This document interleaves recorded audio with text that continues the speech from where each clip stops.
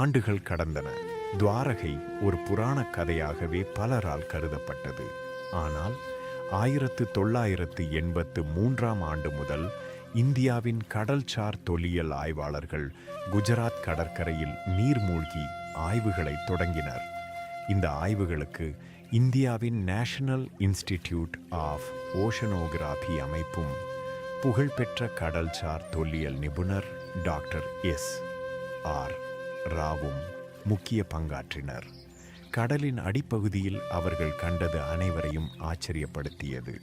பெரிய கல் அமைப்புகள், நேராக அமைக்கப்பட்ட சுவர்களைப் போன்ற பகுதிகள், பழமையான நங்கூரங்கள், பானை ஓடுகள், மேலும் மனிதர்கள் உருவாக்கியிருக்கலாம் என்று கருதப்படும் பல கட்டமைப்புகள். இந்த கண்டுபிடிப்புகள் ஒரு காலத்தில் இங்கு பெரிய துறைமுக நகரம் இருந்திருக்கலாம் என்ற சந்தேகத்தை எழுப்பின.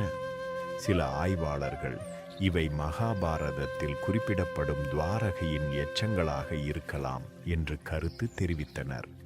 ஆனால் அனைத்து விஞ்ஞானிகளும் இதை ஏற்கவில்லை.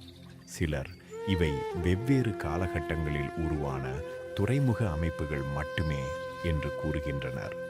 மற்ற சிலர் கடலின் இயற்கை மாற்றங்களால் உருவான கல் அமைப்புகளாகவும் இருக்கலாம் என்று விளக்குகின்றனர். அதனால் இந்த இடம் உண்மையில் கிருஷ்ணரின் துவாரகையா என்ற கேள்விக்கு இன்று வரை உறுதியான அறிவியல் பதில் கிடைக்கவில்லை. இருப்பினும் கடலுக்குள் கண்டுபிடிக்கப்பட்ட அந்த அமைப்புகள் இந்த மர்மத்தை உலகம் முழுவதும் மீண்டும் பேச வைத்தன. அடுத்த பகுதியில் இந்த ஆய்வுகளில் கண்டுபிடிக்கப்பட்ட பொருட்கள் எவ்வளவு பழமையானவை, அவை உண்மையில் என்ன சொல்கின்றன என்பதை விரிவாக பார்ப்போம்.